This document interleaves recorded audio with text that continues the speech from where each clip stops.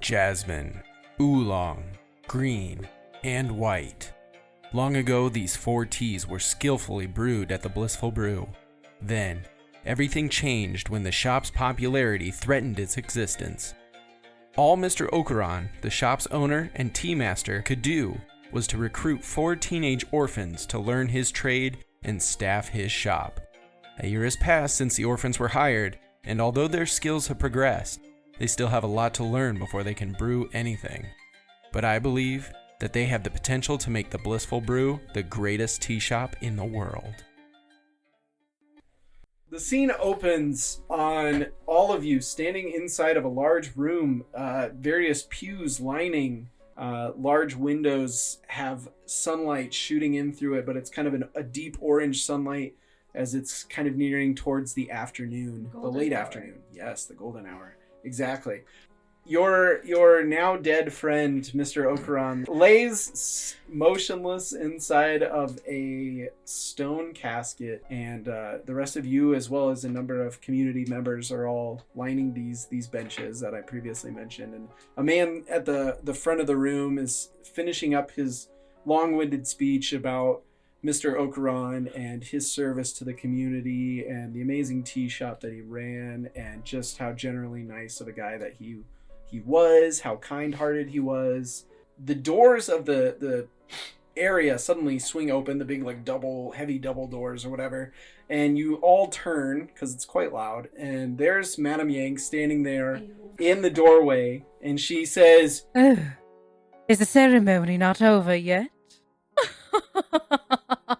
and turns to let the door close behind her. I feel like Brock is feeling a bit remorseful in that he felt he could have, helped Mr. Okuran as well during the fight, but he was just too tunnel visioned on, the coyote boars. What about Guohan? What's Guohan feeling right now? I guess he's feeling sort of regression, like he's closed off, feeling a bit lost. Okay. What is Bildor feeling right now? Like he's a failure. He swore to himself he wouldn't let something like this happen again. And now he's going very much on a slippery slope. What about Mika? I would say that she is definitely feeling different emotions on the inside than she does on the outside. She was probably closer to Mr. Okuran than she let people believe. But I would say on the outside she's more stoic. And then on the inside, I would say she's pretty much just in denial of the whole situation.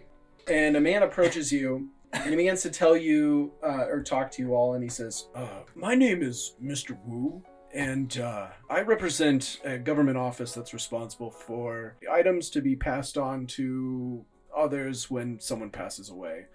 You 4 were the closest to Mr. Okuran, given that he owned a tea shop and had a number of tools and utensils and etc., as well as, of course, the building space itself.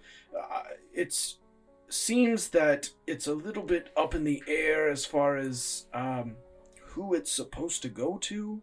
Unfortunately, we couldn't find a will, legally speaking. I can't technically hand off anything to you that was his. Well, what's going to happen to the tea shop then? The lady over there, and he points over to Madame Yang, and he says, she was inquiring about it as well. It seems that she has some interest in possibly purchasing the building itself, the tea shop, and the various resources within. So, again, I just wanted to let you all know, if a document isn't presented by the end of the week. 1 week's time, eh? I suppose I'll be seeing you all then. She turns and starts to head towards the door as well. Yeah, we can't have Madame Yang take over. You hear a voice from the darkness, the darkest corner of this small temple area, go, "Psst, hey, over here." Sure enough, there's a man in a dark cloak mysteriously sitting in this dark corner, almost invisible. He takes off his hood. He's got long, dark brown hair, very masculine features. He says, "My name's Otra, but most people just call me Strider. I was actually a good friend of Okuran's. He wanted me to give you this." He gives you a letter. It's like a sealed envelope with like a wax seal on the back. It's just a letter to all of you, but it basically just talks about, how much he cared about all of you. He felt that there was something that might happen that might cause him harm or possibly death. And he wanted to make sure, he was scared to keep the will in the house or in the tea shop. And so he's hidden it, and he wants you all to find it. Who's Bill? This specific one is for you. Strider leaves. Oh, I can read it while we walk, I guess, back to the shop. It says, Bill, my boy, you're tried and true. I now bestow a gift to you. When on the seas a ship we met and a pirate ship we were beset. You and I were taken captive on an island where we adapted. Although in danger we resided and quietly our time abided. Until the moment of opportunity, you and I escaped in unity. Return yourself to island shores and the next clue will soon be yours. Return to the past, look through the back, use the flame in your heart to reveal the map. And once you arrive, don't forget about the tea. Bill, you remember where you were on the boat with me.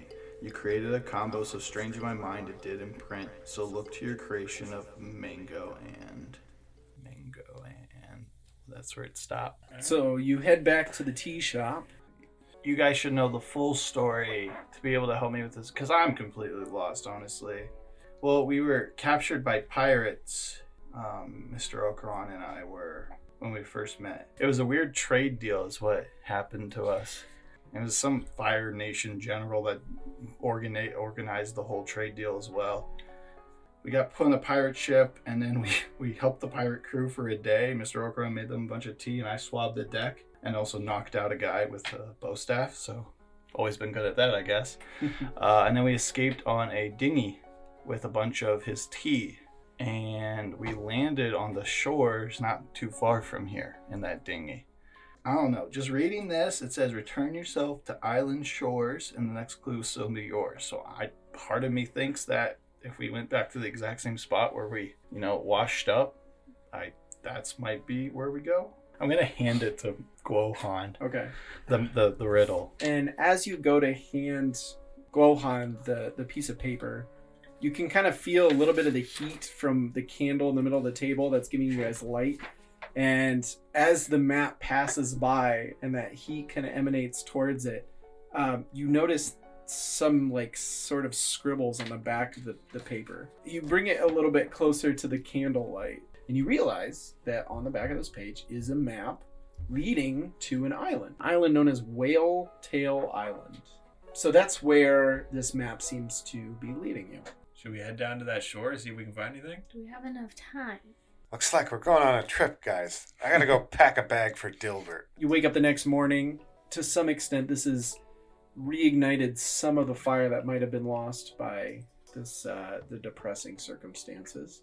You head out, and one place that you know of in town that offers, sort of travel assistance. It's like a travel agency, and you're like, okay, well, I'm not necessarily going on a paid vacation per se, but I'll go check it out and see if they can give me information maybe. You arrive, and there's the lady at the front desk. There's somebody talking to her. And rather than her greeting you, this person just turns around. It's an old man. He's crooked, almost at a 90-degree angle of his back.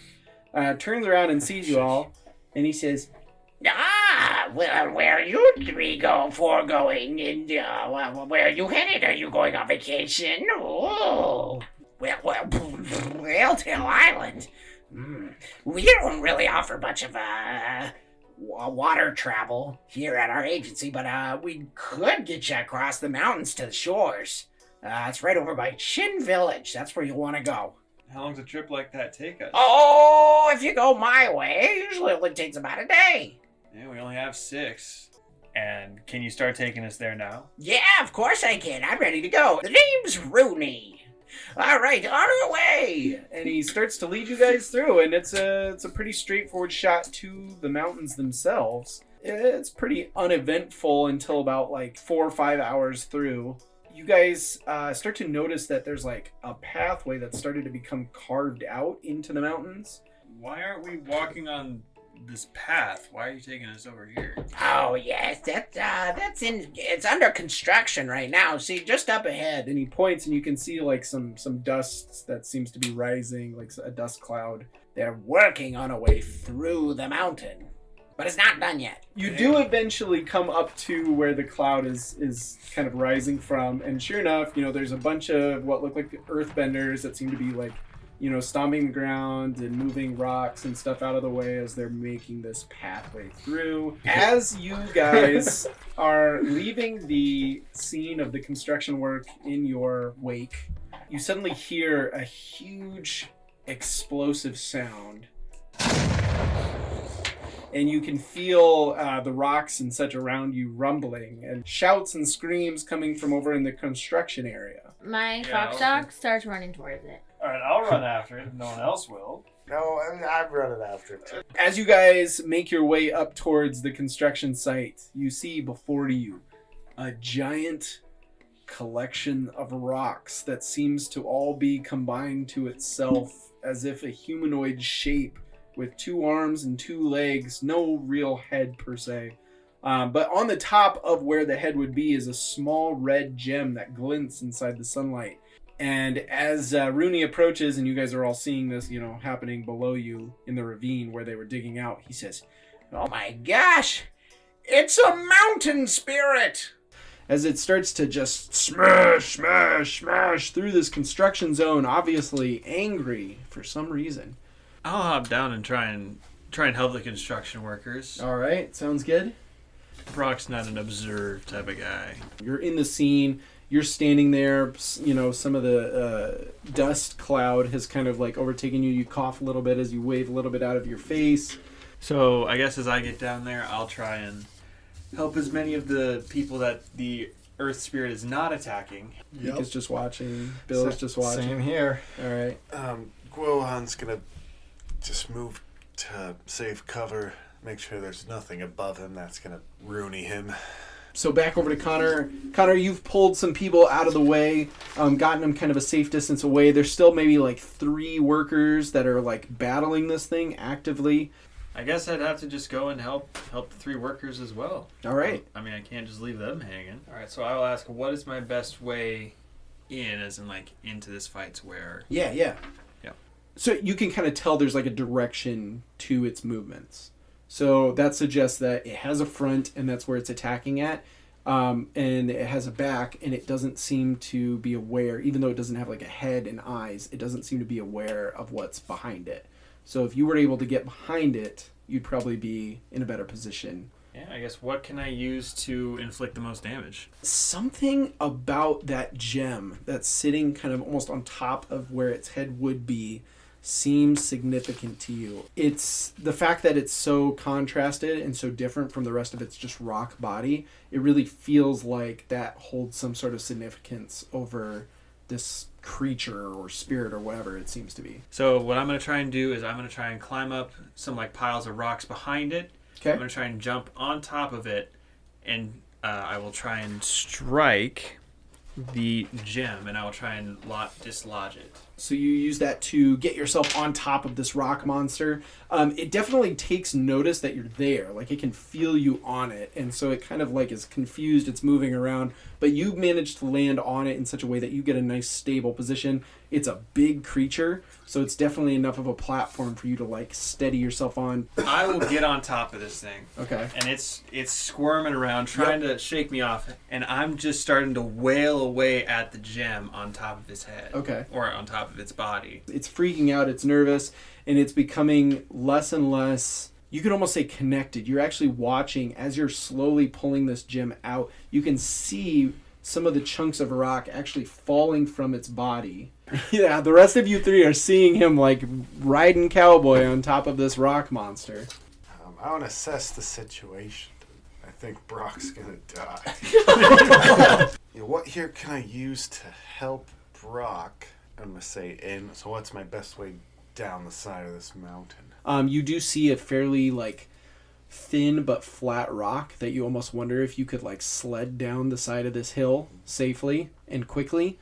Additionally, there are a number of like sort of outcroppings of rock that if you wanted to, you might break into chunks and using your earthbending maybe kick or throw towards the monster to give it a distraction while he tries to rip this gem out of its head. I will attempt to destroy this gem. You raise your hand above your head, you come down hard as earthbenders do. They don't fear the rock as it's coming towards them per se, so you feel very confident as you come down. You break the rock as your fist makes contact with it. The gem itself breaks free from the creature's head and flies up. As it does, the creature starts to kind of like wobble and so on. I'm gonna look at those rock colonnades or whatever on the side of the hill, and I'm gonna attempt to take out the small piece of stone that's holding the pillar up, or get like a small rock, like getting some momentum to roll into that and to cause some sort of avalanche.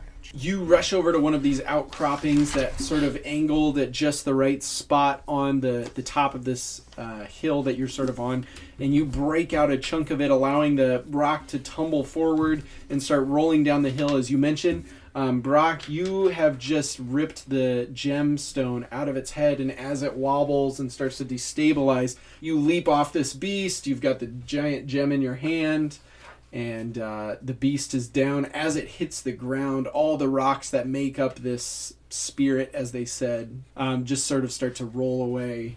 Oh, I think I might have seen or heard stories about something like this. This is just a theory, mind you, but I think what you've got there is known as the Heart of the Mountain.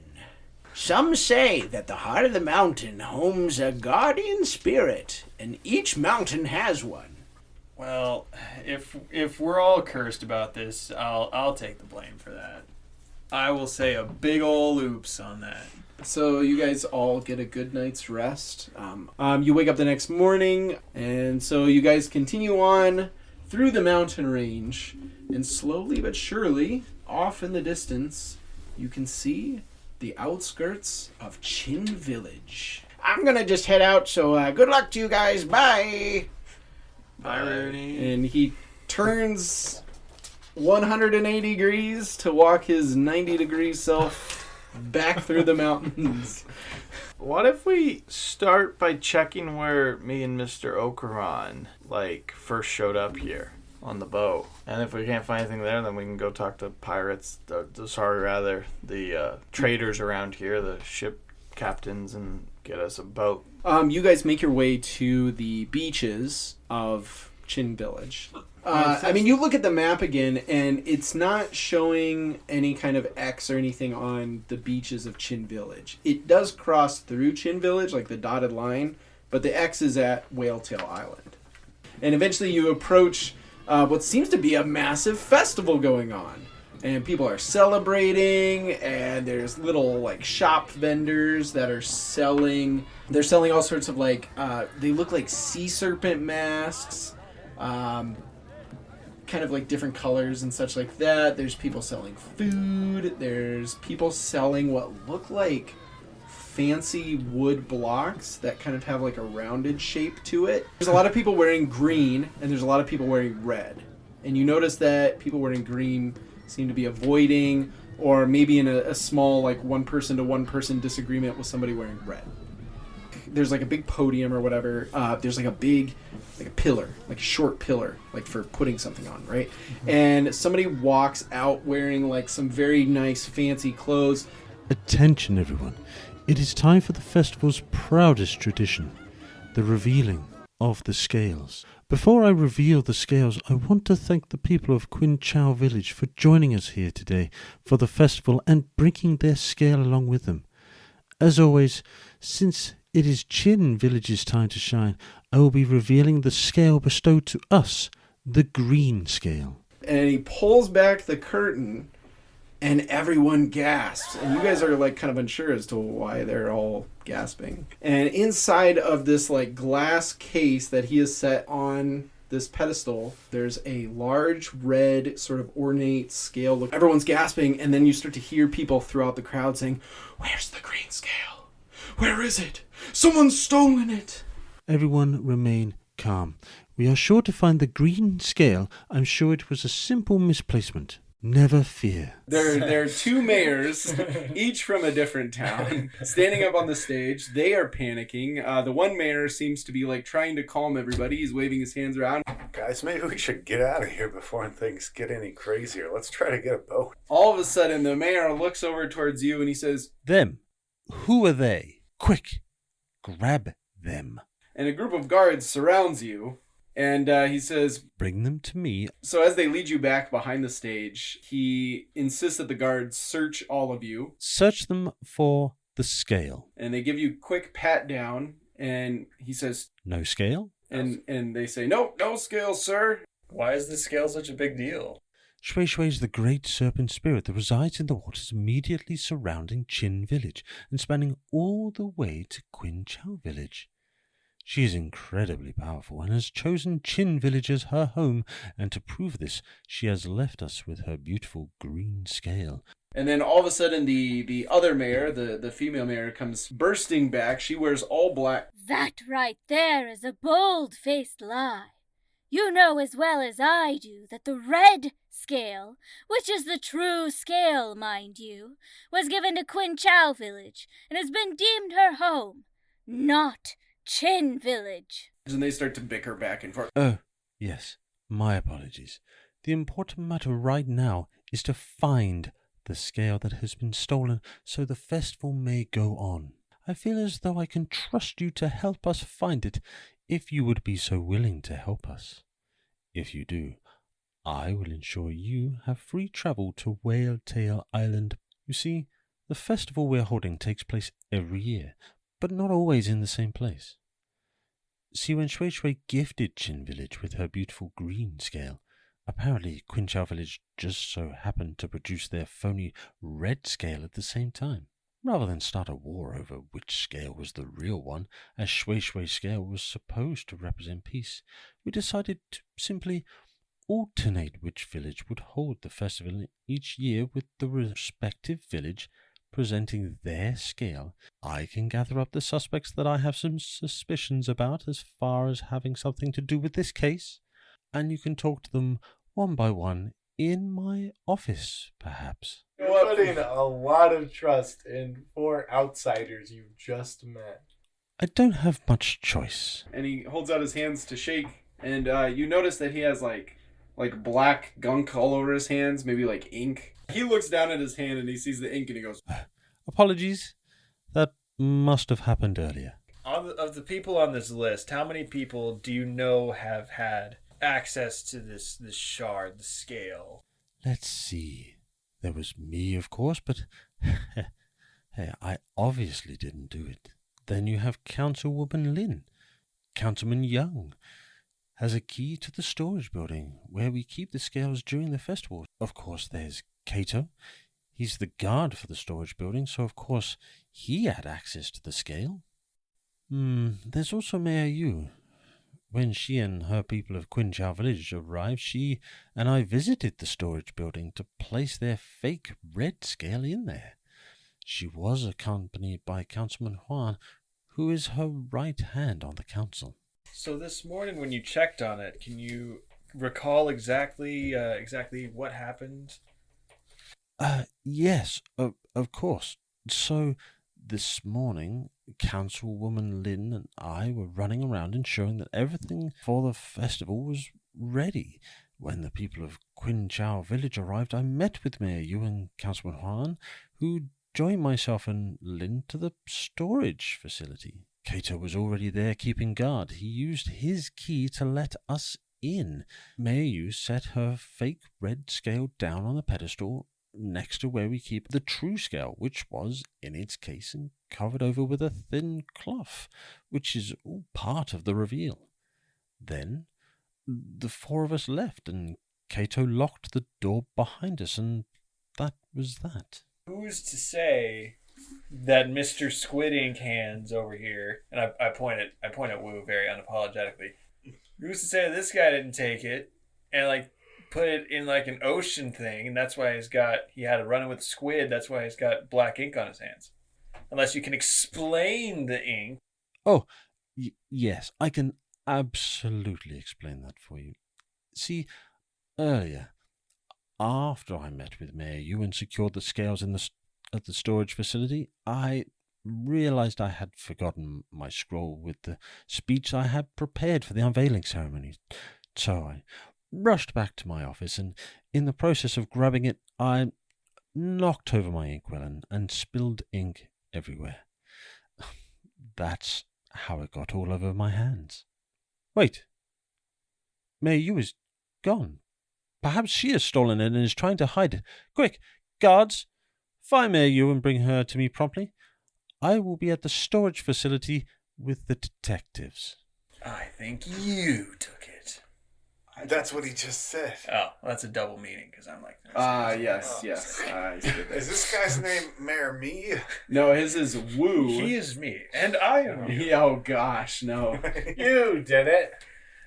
No, I didn't. I say Not you. You. What? See, we can do this Abbott Costello bit all night. So he takes you guys over to a facility. It's a very basic, like, stone hut. It's a one floor. It's not very big. It's basically just a small storage facility. It has no windows. It just has one door, and it is an iron door with a lock for like a space for a key. You arrive there, and you see Mayor Yu is standing there arguing with the guard that is standing there. And you can hear from a distance, she's saying, You don't understand. I must get inside because I need to check on Quin Chao Village's scale. This is when you guys arrive. And of course, Mayor Wu says, The criminal does return to the scene of the crime. If you must know, I came here to ensure that the red scale is still safe, as your storage facility is obviously not as secure as you promised me. And of course, they start bickering again. We're just gonna go in and Mr. Cato, if you would be so kind as to allow us entrance to the facility. He opens the door, and you guys go inside. Inside, there's a number of just kind of boxes that are all, nailed tight shut, scattered across the room. Some of them have like big, heavy blankets over them. Mayor Wu walks over and he points at it, and he says, Yes, so as you can see atop this pedestal here is where we keep the scale in a glass case. Now, the facility is really where the security measures are focused. The glass case does not feature a lock. It's more there to keep the scale from getting dirty and such. Anyways, a white cloth normally sits on top of the glass case, and it is removed during the ceremony. Mr. Mayor, because I did actually kind of notice something at one point. I was making my rounds around the storage facility, as I do. I was on my 27th round, in fact. And all of a sudden, I heard some weird jingling sound of some kind. But by the time I got over here, there was nothing there. But I did see something running over into the bushes just past, right over there. and he kind of points off to the distance, not too far off, maybe like 20, 30 feet. I don't know, like I said, I don't know what it was, but he was just somebody wearing black, it looked like. Let's take a look at this stone pedestal here. Guo wants to approach it and look for any hidden panels, compartments. You feel around the entire pedestal. You're looking for any like obscure divots or anything sort of out of the ordinary, and you don't seem to find anything on the pedestal. But as you are checking the sort of the bottom of the pedestal where it touches the ground, you do notice a couple of footprints, or rather boot prints. Do the shoe prints that were spotted, the heavy set ones, do they lead out the door? Yes. Do they lead towards that bush? So you are following these footprints, and as you follow them, you realize they do lead out towards the bush. Is there anything in the bush? There's nothing that seems to be in the bush except cloth inside that seems to be smudged with some sort of black substance. Perhaps whoever stole the scale has black residue on their hands, Mr. Now, I can see where your mind is going and the conclusions you are making. But again, I assure you I was not the one that stole the scale. That's what they all say. I feel we need to see your office, Mr. Wu. We'll meet the suspects in your office. Yeah, call them all there right Yeah. now. Yeah. That's an order. Okay. He turns to Kato and he says, Cato, since the green scale is no longer here, your duty guarding this area is over. Your new order is to go and find these people.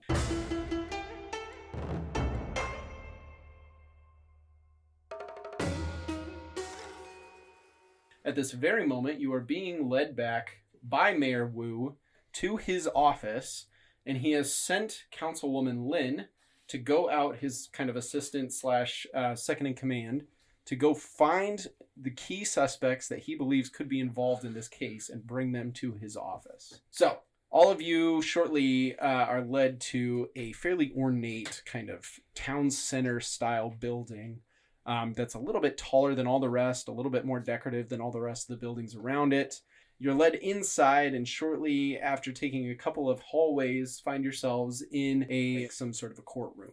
This is my office, or rather the council room which my office is connected to. As you guys finish looking around his office and start to step outside, the door flies open to this area, and in walks Councilwoman Lin. Keto and I have brought you everyone you requested, sir. Before you stands a number of people. You have Councilwoman Lin. She goes down the line and introduces each of these people to you. This right here is Lei. And you see before you a man. He's wearing very drab, kind of semi-ruined clothing. If you were to approach him, he smells very much like seawater. In one hand, he holds a fishing rod. He falls to his knees. And he says, "Please, I beg of you, please return the great Shui scale to us." Standing next to him is another very well-dressed man. He also stands fairly upright. Yes, apologies.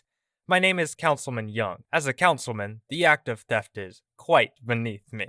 So I can't imagine any reason for me to be here at this moment. Standing next to him is a very stocky man.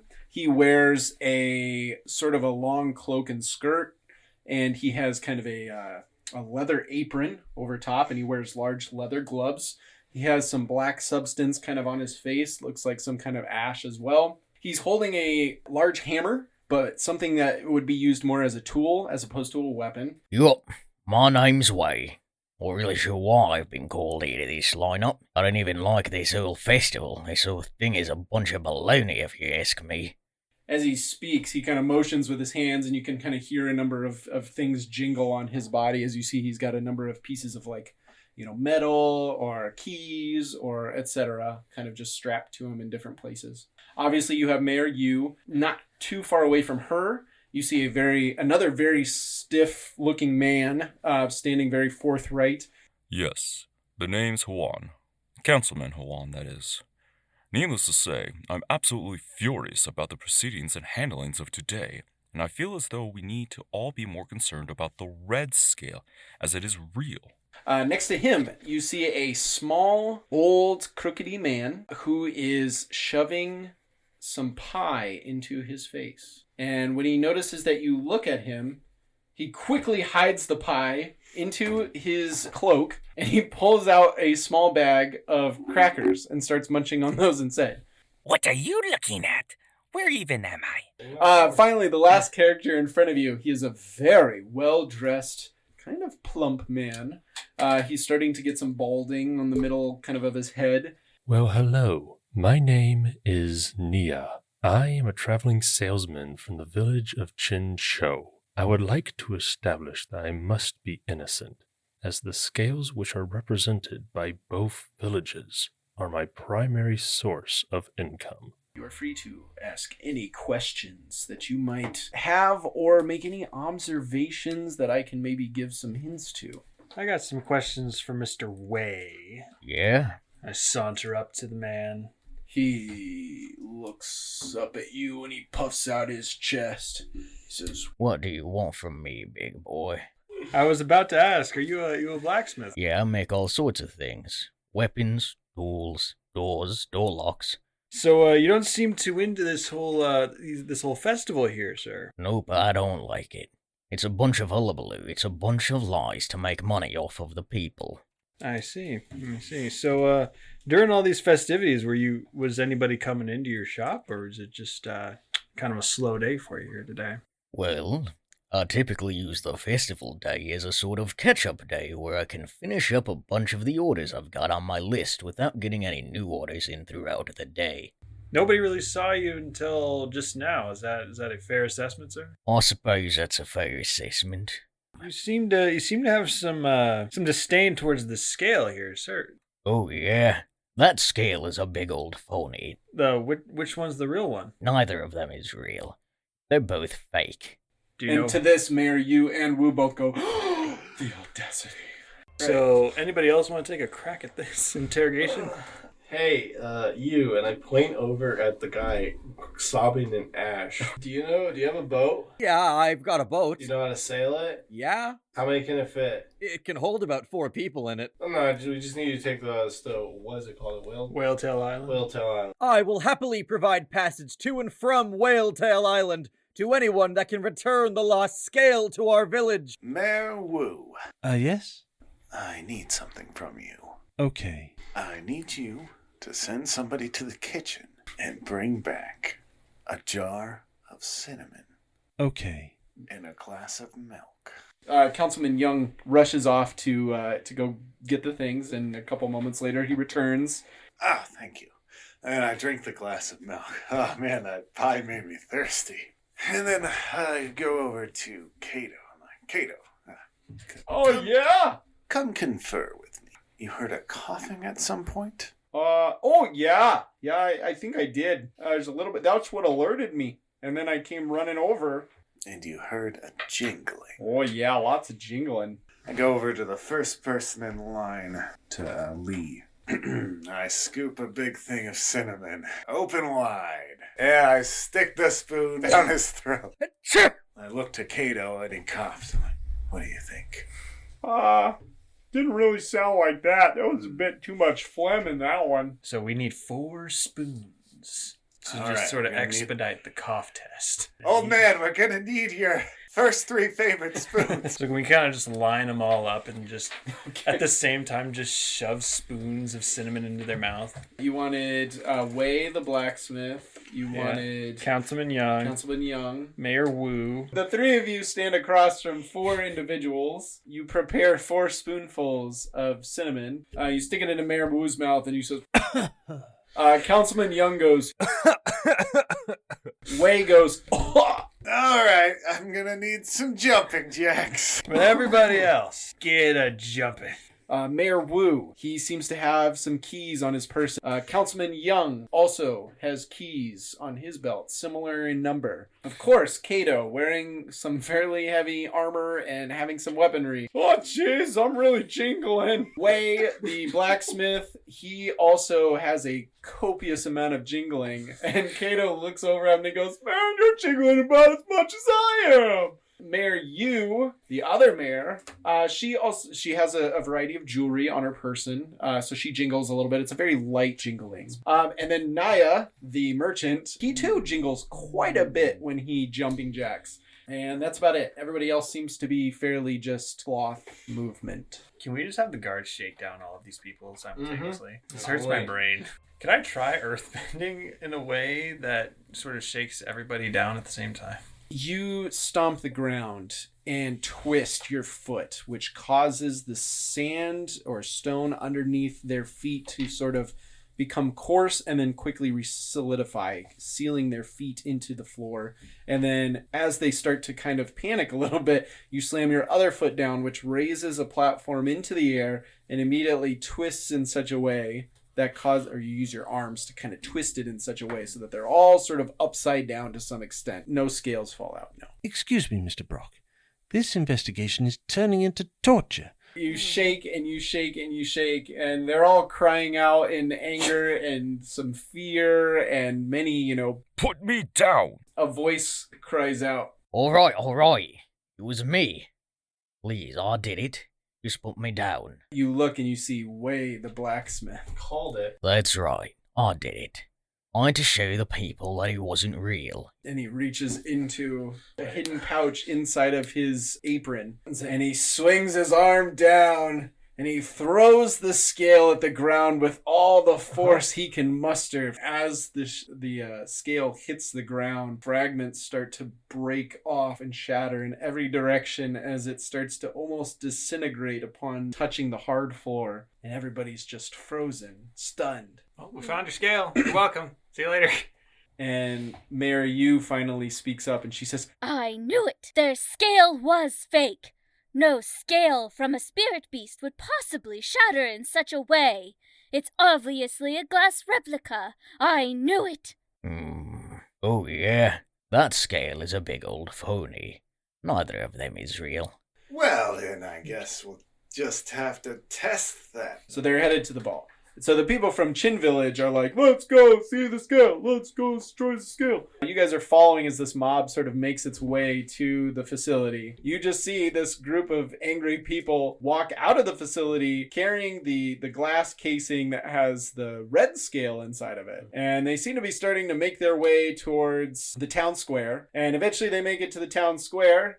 And Mayor Wu stands up in front of him and he says, People of Chin and Qingchao village alike, I'd like to garnish your attention for the moment. We've decided as a group that we are going to test the reality of the red scale once and for all. And he just chucks it straight at the ground. And Mayor Yu screams out, No! As it falls and shatters onto the ground. And everyone goes, And now we know that both the scales were fake. And these two... And he points at both the mayors. ...were the perpetrators of the whole thing. They've been lying to you good folks all this time. So now I ask all of you, what are we going to do about it? You see the two mayors are whispering to each other at the moment. And they step forward and they say, Congratulations. Yes, you solved the mystery of the fake scales. Yes, that's it. We've had this contest going for years, unbeknownst to all of you. Be sure enough these strangers, and of course Wei, was also involved in solving the mystery. Well done to all of you. You've won the contest. Yes, and next year we're going to do it all again, but we'll switch it up, make it a new mystery. That way it keeps things fresh every year. But what about Shui? Yes, well, Shui will always be there watching over us, whether or not we have her scales. Oh, okay. Hooray, Shui! And you watch as the festivities kind of start to go back to normal a little bit. Well, that was a bit awkward, to say the least. I suppose thanks are in order. Well done in solving the mystery. I'm sure we can get someone to get you over to Whaletail Island right away. Lei, would you mind taking these wonderful folks to Whaletail Island? Oh, yes, of course. Thank you very much. All right. And eventually, you push your way through that crowd and you find yourself at the docks. And with that, you guys take off into the waters towards the island in the distance that you know is Whaletail Island. As you guys are approaching, the waves kind of hitting against your boat as you guys make your way towards this island, and it gets larger and larger as it comes closer and closer to you. You can see in the distance, kind of off on the left coast of this island, there seems to be a flagpole that outcrops from a sailing vessel. You're a little bit more towards the right section of this island's coast, so you're not going to collide with this pirate ship or land where the pirates may be set up, but you do assume that there are pirates that are actively on this island. After a few moments, you eventually do near the sandy beaches of Whaletail Island, or at least the sandy beaches where you're landing. It's got a very piratey cove kind of a feel to it, right? And looking at your map, you're able to see where it is that you have landed on the map and where you need to go next. So Bill, I guess, starts leading the way. Stuff looks familiar. A little bit. I mean, obviously it's a bit more overgrown. You're in a bit of a different area than where you remember. And you look at the map and some of the maybe rock formations or some of the details on the map, you're like, oh, I think that's where we originally landed at. Is the X near the coast? No. It's actually kind of north of the middle of the island. And from what it looks like, the X is there in the forest. So what I'm suggesting we do is just walk around the outside of the coast, so we don't have to go through the middle, run into any pirates. We don't need to mess with pirates, you know? Even though I was a great pirate, they probably remember me for how great I was. Pirates. Wait, you were a pirate? Yeah. Well, for like a day or two, yeah. Huh, sweet. Yeah, and my name is definitely Bill Dore, so don't question that again. So The more you say that, the less I believe you. okay, Go back fine. to being You want quiet. to know my real name? Okay, it's Ash, okay? My real name's Ash. Thank you. I prefer Bill. Following the map, you eventually find yourself in near a cave. You enter into the inside of the cave and discover a large chamber with a massive hole in the center of the ceiling where sunlight enters through at the top. The cave is large and has giant gem-like stalagmites which refract the light that comes in through the top of this cave across the entire cavern. Although it's incredibly beautiful, to add to this beauty, there are plants that have sprung up thanks to this light, this sunlight that's able to get inside of this cave all throughout the cave, crawling up the sides of the rocky walls, as well as filling the entire floor with various foliage that seems to almost be organized in a really interesting way. Yeah, what are all these bushes here? Let's take a closer look. As you kind of lean down towards it, so you recognize a lot of these plants that are in here as stuff that Mr. Okuran used in the Blissful Brew tea shop. I think we just start sniffing till we find some mint. Oh, yeah, guys. Yeah, let's just follow our nose. Guo, you and Bill both managed to sniff your way over to the mint. And sure enough, as you approach it, you can see a small corner of what looks like a wooden box seems to be peeking out from the mint leaves. You open it up, and inside you find a small stone tablet that seems to feature a map-like drawing on it. But when you look at the edges of this tablet, you feel as though maybe it's been broken and there might be more pieces to it. Additionally, you find a small letter. On the back of this letter, it says "To Bill." And then there's another letter that's folded similarly with a stamp on it. And this one says "To Guo." And that's everything that's in the box. Bill's reading it to himself sentimentally first, Right. and Oh. then he's going to read it to everyone. Well, I'm salty. I only got a box for apparently my fox Maybe dog there's- is sitting. there's I some- don't know. there's Yeah, where's something your that's- fox dog been this whole There's time? something hidden in He it or follows something. me around everywhere. You ever figure out his name? Oh. Guo has his own letter. Did you want me to read it? Yeah. Guo, you're up next, my friend. When we first met, you were still working for the carnival. I know that we all have things in life we look back on and despise or wish never happened to us. But always remember that those experiences are there to strengthen us. And the fact that we push on shows that we're stronger than the things that try to hold us back. Never let anyone or anything hold you back, Guo. The coming quest of this hunt will rely heavily on you, my boy. But don't think that doesn't mean you won't need your friends. I have 3 instructions for you. 1, look down to the bottom for your next destination. 2, read between the lines and seek out an old friend of mine. And 3, remember the tune. You'll need it again soon.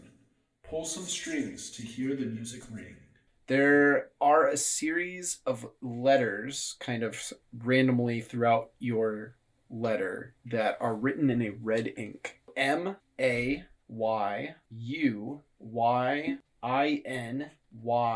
and U. Bill clears his voice to read the letter, and... Well done, Bill. I knew you'd remember our first encounter. I'm a man who never forgets his teas. In this box, you will find a piece of the map that, when placed alongside the rest of the pieces, will allow you to find the will that I have left behind. Also, once you do find the will, and I know you will, and take the tea shop for yourselves, remember this cave. I encourage you to make good use of it, and always remember 2 things. Treat nature with nurture and kindness, and it will show you thanks. And always make sure to invest in the long term, rather than make single use of your efforts. Mika, you are holding the box that was given to you because people thought that was the only thing that was left from Mr. Okuran. You notice a small sort of like extrusion at the bottom of the box that causes your fox dog to get uncomfortable and unable to sit in the box because it's kind of poking it a little bit. So it climbs out, and you see that there's a small metal sort of insignia at the bottom of it. The small metal thing in the box seems to be one of those like made in whatever, and it reads made in Yu Dao, which is a small city that you know of that's in the Earth Kingdom. The second thing that you notice as you're bringing it over here is you can feel something on the side of the box that seems to kind of protrude ever so slightly. And there's sort of like a pull string almost. Obviously, I pull it. Okay, you pull it and you hear a small melody.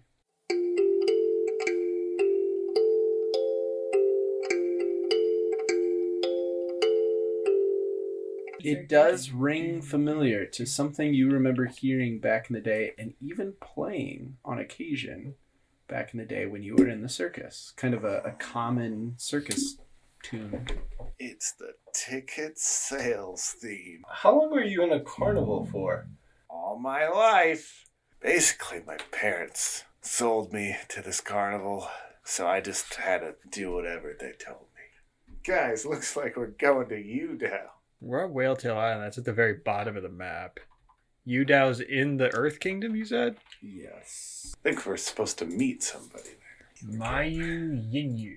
You hear a voice from behind you at the entrance of the cave. A bunch of kids just chilling in a cave on my island. And as you turn around, you see a large group of pirates all blocking the entrance to the cave, staring at you. Should have kept moving and not trauma dumped. This wouldn't have happened.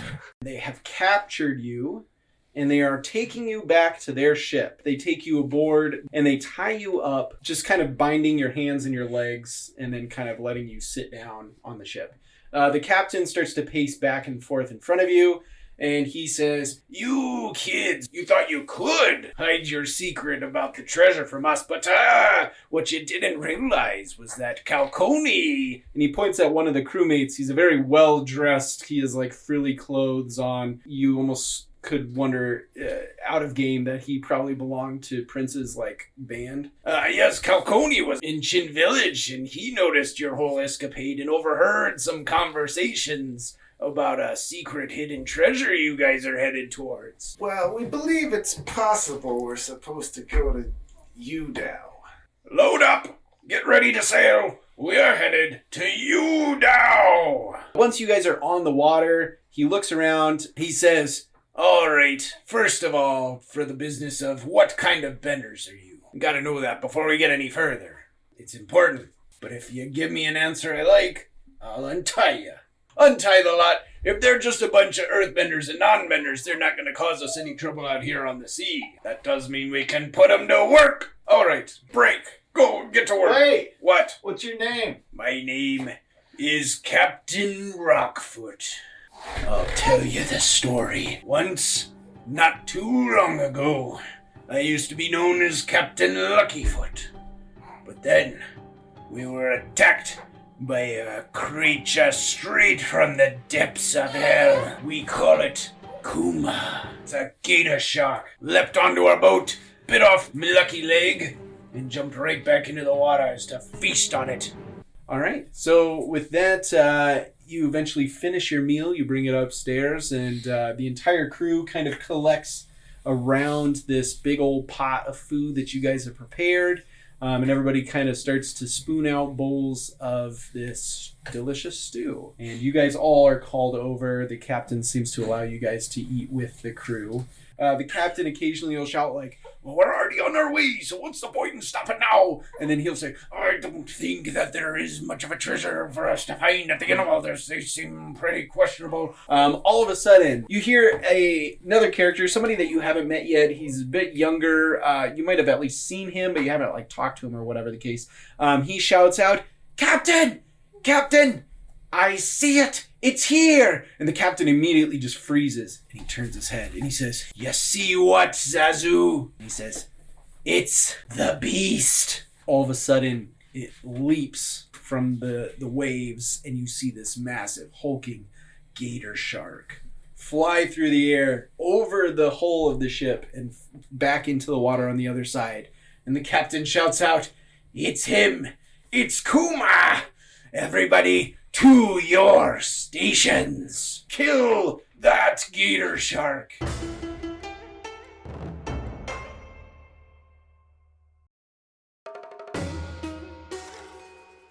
You four, let's call you, interns. I don't know, find a place on the ship where you can help. All things considered, helping the crew in this moment is probably with your best interest, because the last thing you want to do is end up in the water with that thing. Can I grab some harpoons and then go down to the cannons? So you grab 2 harpoons. They're fairly heavy. So you grab one in each hand and you kind of take off running down to the ship's core. Whoa, grabs his mop. And then looks down at it and tosses it aside. And goes and grabs a bow and arrow. Bildor, what are you doing? Harpoon. Are you grabbing yourself a harpoon, getting ready? Because it's like a bow staff with a pointy end. All right, Mika. I am going to run to the front of the ship. Okay. And just stand there for a moment. Brock, you're running down to the cannons with the harpoons. What are you doing? Can I load the harpoons into the cannon? That's the worst that could happen, right? So downstairs you run into a young guy up front. His name is Zazu, based on the context clues you received from the captain shouting back at him. He's a younger man. He's wearing like a Fire Nation headband on his head. His hair's kind of spiked up. He's got black powder like all over his face and hands, and his clothes are pretty like dirty. He's like, "Oh, hey, how's it going? Are you helping me with the cannons?" Yeah, I'm down here to help with the cannon. All right, so cannons are loaded. They're ready to go. We just got to get this thing, just right. We gotta make sure that we hit him, okay? So you load up there's a cannon already in there, but you just jam one of those harpoons into the cannon, hoping for the best. Harpoon that you jammed in. He is also impaired, as he now has a harpoon jammed into his side. The cannonball fires out and slams into the water, causing a massive sort of explosion. And it causes the gator shark to go flying into the air. For Guao and, well, actually all the other 3 of you, you can see this happen. You see this giant gator shark fly up into the air. You are going to be doing your bow and arrow. So your arrow flies out with key accuracy, slams into the shoulder of the beast, which goes very angry. Bill, you are also advanced in attacking. You see Guao successfully shoot an arrow at this beast flying through the air, and you feel like you should be equally, if not more, capable than Guao to hit this beast. And so you focus for a moment and you hurl that out, sort of to prove to yourself and to prove to everybody else that you are capable. This harpoon flies through the air, slamming into the beast, hitting him in sort of the ribs area. Mika, what are you up to over at the front of the boat? Well, I'm evading a Zervi. Who's around me, I guess? Currently around you, you see an earthbending woman. She is holding a harpoon. She's kind of probably in like her late 40s. She's wearing sort of the green garb that a lot of earthbenders seem to wear. I will help the lady. What do you say to this woman as she's getting ready to hurl this harpoon towards this creature? You're so awesome. And she looks over at you and she says, "Well, thank you." And she turns back to what she's doing in her hand, and you can see like a little smirk in her face. And she pulls back, far back, and hurls this thing towards the creature, which is swimming towards the boat at this point. He's already landed back into the water. And you see it go into the giant fin that comes out of the water. With that, you've kind of created or gone an entire round with this creature who now swims underneath the boat. And you can feel the entire ship move as it does so. He is going to simply dive under the water. You don't see him, and when he comes back up, it looks like he has ripped out all the arrows and harpoons that were stuck inside of him. Could I do a defensive maneuver of putting down a defensive net? Net is an option. But we need more firepower. Time to pull out all the sacks. All right, well, everyone's pretty dang distracted right now, so nobody's stopping you from running to the captain's quarters and bursting through the unlocked doors. You look around the room. You see a number of different things. There's a wardrobe.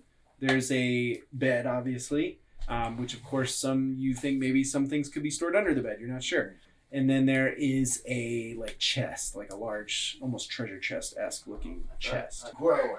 Opens the wardrobe and picks out a funny hat to wear. I picked the one with the biggest, floppiest feather. And then I open the chest. Actually, you do see a sack of something. It's kind of heavy. It feels like maybe there's like some kind of sand or something inside of there, but you grab that sack of earth and you rush on out of there. It's like a medium-sized sack full of dirt and rock and gravel and so on.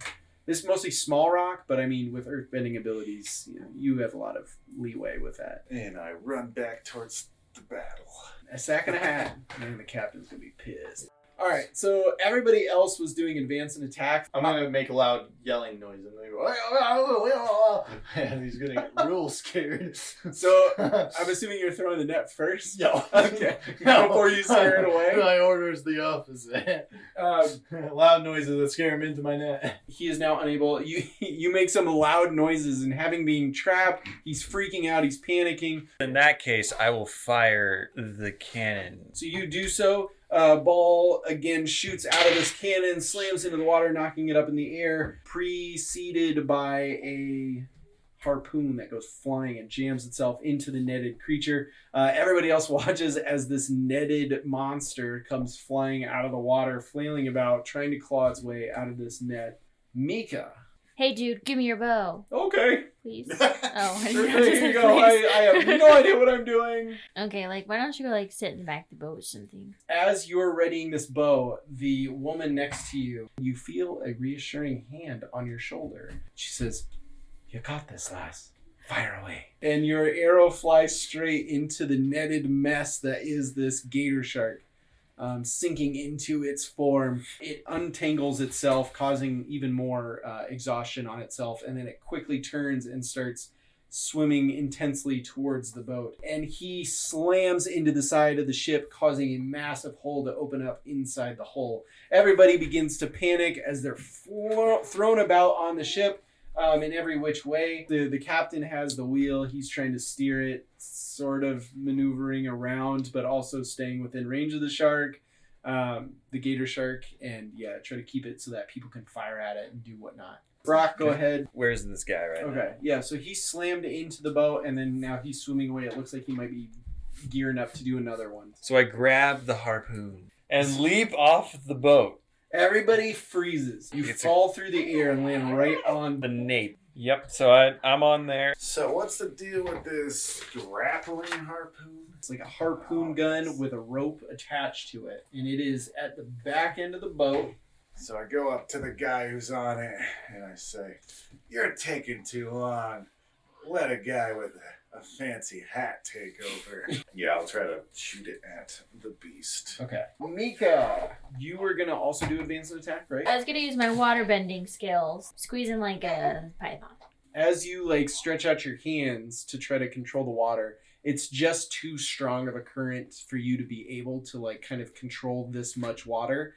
You find it difficult to sort of get a hold on it, which works out in your favor in the sense that this lady doesn't seem to know what you're doing. She's actually a little bit confused because she doesn't see any water really getting moved around in an unnatural way. She's not going to suspect that you are a waterbender. So once again, the gator shark is going to swim towards the boat and slam into it. Everybody is shaken again. Brock is having a time of his life right now. He is. Broccoli standing on top of the very beast you all are trying to destroy. Well, first I will strike. The way I want to strike is I will take the two harpoons, I will Excalibur them into his neck, and then kind of jump on them to make sure that they're really in there. They're really deep in there. All right. You're snapping off the tips of the harpoons inside of the monster. So it can't just rip the harpoon out. Moving on to Guo. You have the grappling spear gun. I don't want to hit Brock. Let's see. I aim for the tail. But sure enough, Guo's aim is true and slices right into the tail, piercing straight through and sort of grabbing on the other side because harpoons kind of have that protrusion. So it is sufficiently grabbed. You can see the rope that leads all the way back over to the ship. You have essentially lassoed this beast, Guo. Yeah, Guo's gonna try to start reeling her this Okay. bad boy in. Bill, you got a harpoon in hand. You hurl that harpoon towards the beast. It flies true. Mika, you've got your bow and arrow in hand. Or your bow in hand and the arrow at the ready. Firing it in. You could fire 2 arrows if you want. I'd be down with that. Obviously, duel them at the same time. So you take a second arrow, and your earthbending friend is standing next to you, and she says, "Oh, you're pretty confident, I see." And you fire both arrows, both of them flying towards the gator shark. Brock, you quickly dodge, diving behind the fin that sticks out of the water. Both of them, right where you were standing moments ago. It comes down to the gator shark's turn, but as you hold on, it thrashes in the water a couple of times, and it just pulls against the rope that's jammed into its tail, and it finally just gives up. Captain, we got him! We caught him! And everybody starts to cheer, and they're excited as they see the non-moving creature. And sure enough, they pull it onto the ship. They lay it out before you. It's this massive, massive hulking creature. The captain pushes his way through the crowd, and he looks at it, and he says, well, look who got theirs. So after waking up the next morning, the ship approaches the city of Yu Dao and begins pulling into the docks, where they plan to leave the ship and our gang, along with a group of pirates led by the captain, who will follow them ashore and continue to seek out the alleged treasure. Of course, our heroes don't want these tag-alongs, and so they decide to leap off the rear of the ship into the waters below and swim themselves the short distance to the wooden ship docks awaiting for them. All of you manage to reach the docks. You pull yourself up out of the water. There's an old fisherman-looking dude, but not so much old. I don't know, maybe middle-aged. Just kind of sitting there fishing. And he's looking at all of you as you pull yourself up from the dock, and he just goes, "Oh, I ain't never seen fish like you before." Terrified, clutches his bucket of fish and jumps into the water. So you guys quickly find the square, per se, the big bustling area. One thing that you start to notice is that there's definitely become a very heavy Fire Nation population in the area. You see Fire Nation guards. You see businessmen and businesswomen wearing Fire Nation garb, the red garb with the little flame insignia on them. It seems like a normal city. Everybody seems, for the most part, happy. Yeah, is there any, other tea shops or herbal ingredient shop? And then you kind of come around to the front of it, and the sign above the door reads Hot Leaf Juice Company. But whatever the case, you approach the front counter or maybe one of the servers. Anyone in particular? What about an old person who's drinking tea? Sure. There's plenty of those there. Any of them playing pie show? Sure. Yeah.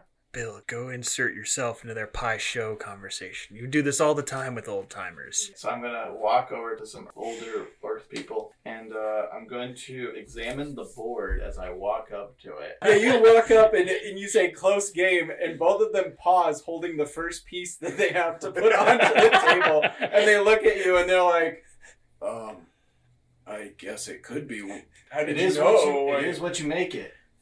Oh. I mean, seeing 2 seasoned pie show players like yourselves, it's going to be a close game. My name's Gray, and this is my associate, Foe. And both of them kind of motion for you to sit with them. And they're like, so you're knowledgeable about the game. Would you like to sit and watch us play? I can't stay long. We're here looking for someone. Who are you looking for? My Yu. And as you say that name, the pieces just kind of slide out of their hands. And they both have kind of these gaping open mouths. And they quickly look around and they kind of lean in and they say, I don't know where you're from, but it is not wise to shout the name Mayu Yinyu when the Fire Nation is around. Why? You're asking about him, but you don't even know him? Well, I was sent to talk to him. By whom? His name was Okuran. And one of them is like, Okuran. I think I remember Okuran. He was the traveling tea merchant, Gray. Oh, you're right, Foe. He was. He was a very nice man. He played pie show with us. If you're an associate of Mr. Okuran, then there's no reason not to help you. He's a good man, and I believe he's close friends with Mayu. I believe he mentioned something about him performing at some event he was doing or something like that. But it's very important that you not speak that name loudly or much at all in public. He is an entertainer, of sorts, but he's also a leading member of the local Rescue Team Squadron here in Yu Dao. And rescue from what? Look around you. Can't you tell? I see Fire Nation. They've come in as ambassadors. They've started to integrate into the politics. They started enacting certain rules and laws that befit their purposes and their ideas. And they're starting to kind of push us, Earth Nation citizens, out. So what is the rescue squad doing? No, they're trying to stop them. If you are searching for Mayu Yinyu will find you.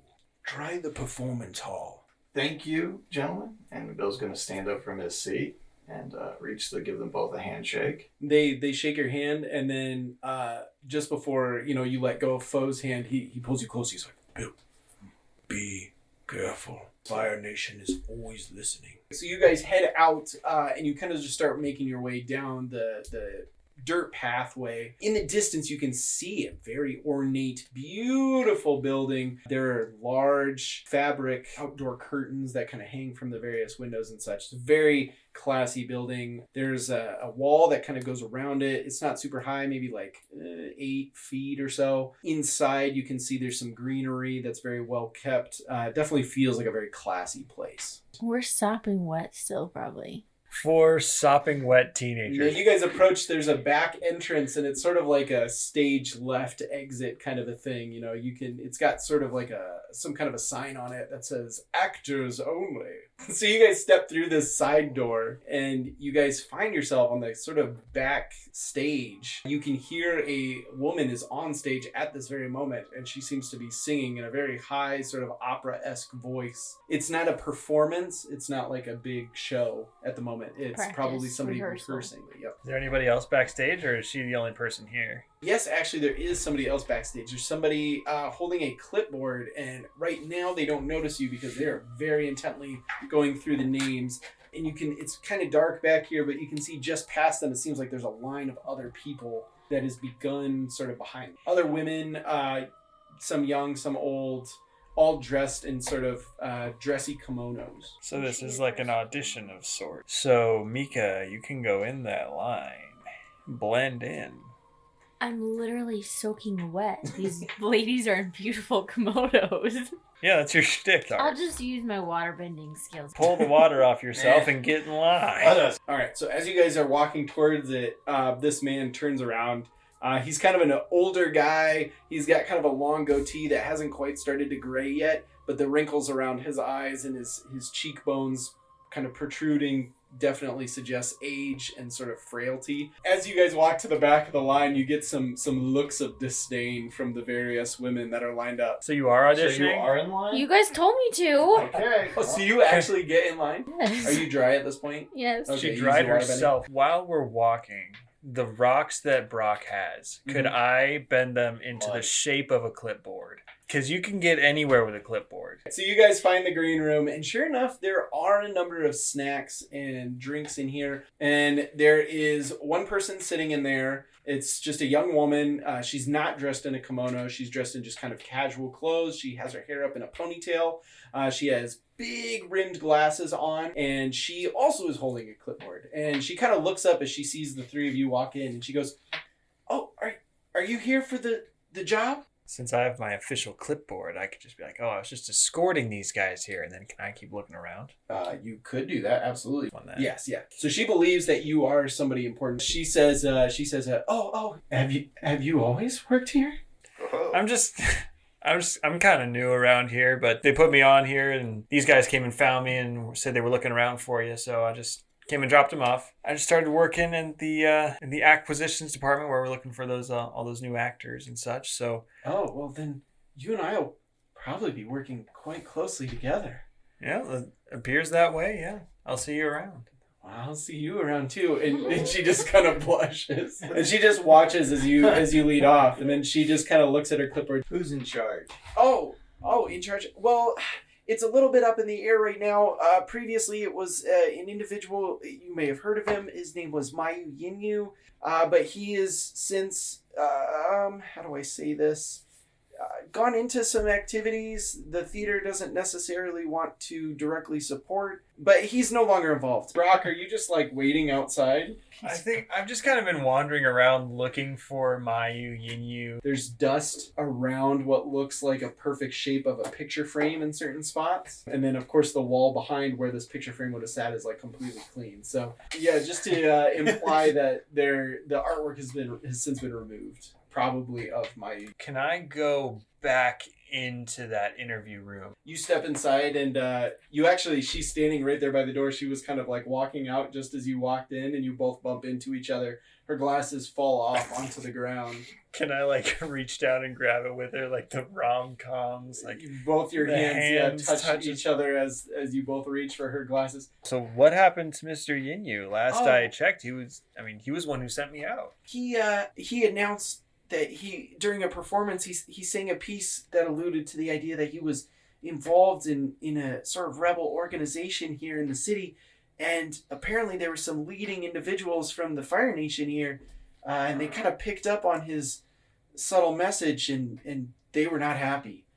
He disappeared after that. He went into hiding, I guess. The Fire Nation has a very large prison structure that they've actually built kind of on the outskirts of town, actually. Oh, what's your name? My name's Sanuma. Sanuma, okay. I'm Brock. Nice to meet you. Meanwhile, all this is happening. Mika, it's finally your turn. I kind of stumble out on the stage and then strut to the middle. You see a very rotund man and woman both sitting out there. They both look at you intently, and the woman says, "Well, go on. What will you be performing for us today?" I'm going to do an interpretive dance. Oh. Yeah, and I just kind of look at them like, are you going to play something, They're like, do you have anything specific? Literally anything. I'm just going to move my body like different watery ways, you know? Oh, okay. Very water tribe. You're starting to get out of breath, but you're committing to this dance, and it is interpretive. They are absolutely flabbergasted as they watch as you do these wave motions to the point where you seem like you are water. And they see these, the clothing that you're wearing, it's not the fancy kimonos that the other girls were wearing. It's something that really suggests water tribe. And so they're seeing this pairing of the attire mixed with the cultural, forms that waterbenders use, and they're astonished. It was beautiful. They clap and they say, that was quite impressive. I've never seen anything like that. Where in the world did you come from? Where did you learn to dance in such a way? I'm just very in tune with the water.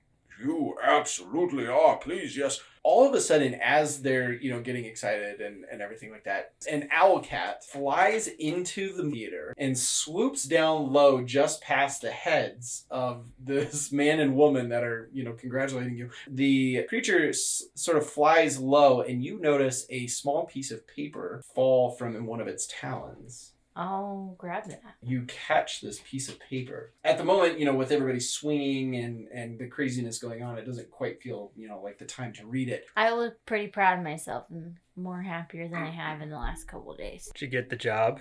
Did I get the job? Is that even a question? Obviously, Brock, I got the job. Oh, wait, guys, I also got to know. This weird, owl cat thing just came swooping in and dropped something, and I picked it up. So you open up the note, and you're surprised at the amount of writing that's on it. It's in very fine print, but it's also very well written. And it reads, "So you want to speak to Mayu. Unfortunately, we, the Yu Dao faction of the Rescue Team Squadron, will need to see proof that you're not a Fire Nation spy by hitting them where it hurts in a way that no Fire Nation sympathizer would dare to do. Luckily for you, I'll give you a choice between the three. Pick one and attach it to the owl, and we'll send the details for the task. Do the task, and we'll tell you where you can talk to Mayu." And you see three bold options below. 1, sabotage. 2, steal. 3, break free. As you circle sabotage, you look up because you hear a noise, and it's a as the owl cat swoops down and lands on sort of just like a pole, like a part of the wall. I'll tie it. So you guys are outside the theater. As the hour of noon kind of starts to draw near, your owl cat returns with a new note. It simply says, there's a factory in Yu Dao that has been repurposed to make large-scale weapons. We need you to break into the facility and hit them in several key points in order to severely disable it. Nothing a trusty clipboard can't get us into. On the back side of the note, it lists the 3 areas of this factory they need you to disable, right? The furnace, the assembly line, and the casters. The facility itself has, it's large, it's massive. It does not have a huge amount of side doors or windows. Instead, it has 2 men guarding the large iron front gates, both dressed in Fire Nation garb. I go up and say, I'm with OSHA, sir. I'm here to do a little check of your construction site. Make sure everything's up to code. You see him from OSHA. What exactly is OSHA? I go onto these sites and I make sure that your workers are safe not in a dangerous situation while they're making what appears to be a roof here for this building. Yeah, I'm gonna have to bring out my whole OSHA here for this. So if you give me 10 minutes, I'll be out of your hair. We'll all be out of your hair in about 10 minutes here. All right. So we'll go up to the roof. They are definitely patching up they've removed a whole section, like HOLE section in the roof. You look inside, you can see all the way down to the production floor. There's people in there working. There's a large furnace. You see metal going into this furnace, and then you see shovels that are pulling it out. It gets moved over to one of the assembly lines. It gets dumped into the various casters. The casters are what form the metal into the pieces that are then transported over to the production crew, who put the pieces together into these large-scale sort of machines. I gotta come here and check out the hole that you guys are working on. Just make sure everything's all right, and I just climb down the hole. Bro, I flaunt the power of the clipboard wherever I go. All right, guys. Maybe we can find some uniforms. You notice sort of like a doorway. It's just one of those like swinging doors, kind of like what you'd see at like restaurants that like lead into the kitchen, kind of that sort of setup. And you see a couple of people walk out of them, and they are actively retying their aprons on. So you guys head back there. As you open the door, there's a couple of people eating. They kind of see you come in, and they kind of look at you a little bit like funny, like, who are these people? They're not wearing the aprons and stuff, but they don't really question you. You see another door, just another swinging door. You see 2 sets of them. Each one has a plaque above the wall. One of them kind of shows the depiction of a man, and one shows the depiction of a woman. You open up one of these drawers, and you find some common person's clothes. That's not what you're looking for. So you continue opening some of the other drawers, and sure enough, eventually you find some aprons that match the ones that everybody else out there are wearing. Additionally, you find some very heavy gloves, able to sort of resist heat to some extent, just because they're such a heavy material. And you also find some hats to protect your hair. You find some boots. As you guys step out from what was basically the break room, you see another individual not wearing an apron, but rather wearing some finer clothes with a hat, with the same hat, but not the same rest of the clothing. And he is also wearing a clipboard. And he says, "You 4." And then he sees Brock's clipboard. He goes, "Oh, sorry. You 3, get back to work. What are you doing? Your break's been over for a good 5 minutes now." Sorry, I was holding him up. And he comes walking over and he says, "Let me see that." This is not for your eyes, sir. This is above you. My clipboard is larger than yours. Ergo, I am more important. He's going to back down, but he's going to keep watch. He now dislikes you. You are that coworker that he couldn't necessarily deny that you might have more power than he does, but man, he's gonna find a way to shut you down. Let's go back into the break room and eat some people's lunches. Oh man, that would really spark things, man. You're gonna, next thing you know, you start walking around. Yeah, Huan, great idea. That way we cause discourse. He's like, oh yeah, discourse. You start walking around to the employees and you're like, "You guys ever heard of a thing called unionize?" You got these 3 underling employees standing in front of you, waiting to be assigned some work. I'll tell Guo on, you go over to the assembly line, and Mika, you go over to the furnace. Fine. Mika, you make your way over to the furnace, and immediately, the closer you get to it, the more you're hit with the just emanating heat that comes off of it. It is a massively hot fire. There's a few people that are manning this furnace area. You see people that are kind of overseeing the metal that goes into it. They'll kind of make sure that it's in the bins. It's not sticking out in any way that would make it bump up against the furnaces. They're operating this massive bellows that's pushing air into the heat. And of course, every time that they press down on these bellows and the air goes shooting into this furnace, you can feel, that heat emanate even more as kind of the air pushes the heat outwards. And helps to keep this fire going. Obviously, you know that your goal is to sabotage this furnace. Obviously, nearby you can see the assembly lines. There are the assembly lines where people are putting the pieces together. There are the assembly lines where people are putting this like broken up pieces of metal onto, or like the ore for the metal. And that's what's getting transported into the furnace itself. Potentially take one of those broken pieces of metal and try and tear the fabric. And you find a long piece of protruding metal. It looks like it could have been an old spear of some kind, possibly. But it's it's kind of bent and warped. I am going to take it and hide it within like my skirt dress thing. Nobody notices around you. You do this. As you are doing this, somebody over on the bellows collapses. Ooh. They're just sprawled out on the floor. They're completely unconscious. One of the sort of manager people, in fact, it's the same one that was just giving Brock some crap just moments ago, comes rushing over and he points at you and he says, "I need you to run bellows." He kind of follows off after the employee that passed out as he's being hauled away by like a guard who's just kind of pulling him by his arms. You take hold of the bellows, kind of following in suit with the other person that's doing it. I'm just here to, reach around and just... And poke a hole? Yeah. Sure enough, as you lift up, you stab very, carefully. I'm imagining you have the spear kind of hidden, by your leg. Mm-hmm. And so you kick your leg out in such a way that it kind of shoots the spear out from underneath your skirt and pokes it into it so that definitely nobody would see that you do this. You kick so hard that the spear actually pokes all the way through this bellows and out the other side.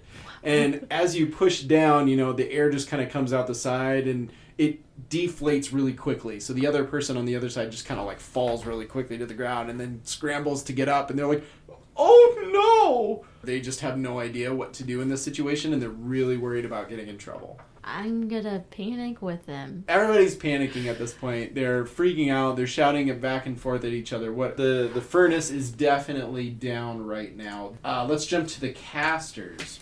Bill, you're on the casters duty.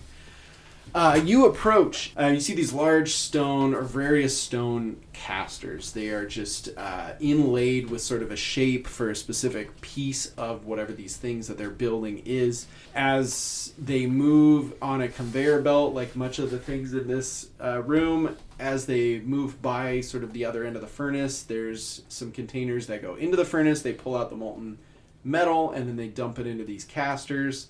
The casters come around a long ways to get to your area, giving the metal some time to cool. Your job, as you look around and see the other people working, is to turn this caster upside down and make sure that the metal comes out of it. Anything that happens to the casters would cause a lot of problems. How do you break a caster? You see that over on the side, there are some hammers that are used. You watch as one of the employees, they're shaking the caster. It's not coming out. So they go over, they get a hammer. Is there a sledgehammer? Yes. Okay, I'm going to grab it. I'm going to walk over to my stand. I'm just going to kind of lean on my sledgehammer. I'm going to be like, "Hey, what's going on over there?" Some of the people kind of glance over at you, but they look a little like they don't want to glance at you because they're worried you might just glare at them again. "I'm not going to leave my station. That's how you get in trouble." I know the clipboard guy. Yeah, I'm going to point at Brock. I just kind of nod back at him. Give him a thumbs up. I'm just going to look up from my clipboard and I'm just going to look at I'm just gonna point at Bill. They all look at you and they say, well, what do you want us to do? Just run over there, see what they need help with. What about the casters? I got it. And sure enough, a fairly large migration of the caster department starts to head over to go see what's going on over at the bellows. All right, and then I'm going to put the sledgehammer on my shoulder and start walking towards the caster. Particles flying up towards him as he's plowing through with a big old smile on his face. Whoa, you're over at the assembly line station. This is technically before all this craziness has gone on, but as you approach, you see people with a number of various tools. You take a piece, you put another piece in it, you take a bolt, and you tighten that on it, and then you set it down. And each person looks like they have kind of more of a specific. They grab very specific pieces that are on the assembly line. I just grab a whole tool belt, strap that on. Strap it on. Nice. All right, so this assembly line, is it like a belt? Yeah, it's kind of just like sort of a rotating belt. So you actually see on either side these assembly lines. There's literally a dude that has to just crank the assembly line. That's just all he does all day is just cranks the assembly line so that it's constantly moving. So I'm gonna take the crowbar and try to pry off like the side of the assembly line, like the guard that's keeping all the stuff on the belt. You start doing this, and somebody approaches you. He's holding a clipboard. Actually, it is the same guy as before. There's like one manager guy that's been working here in this area. And he says, well, what exactly are you doing?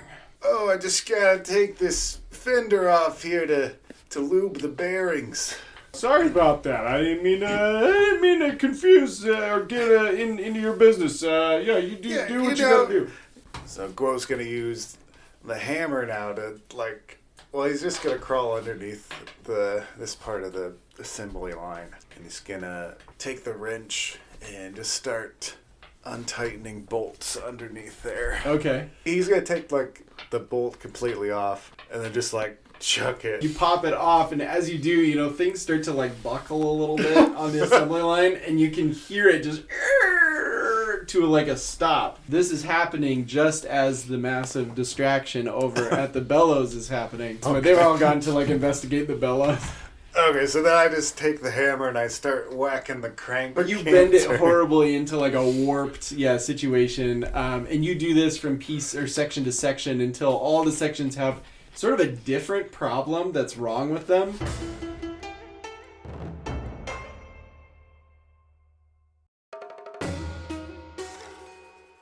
The four of you have completed your task. You've sabotaged your pieces. Yeah.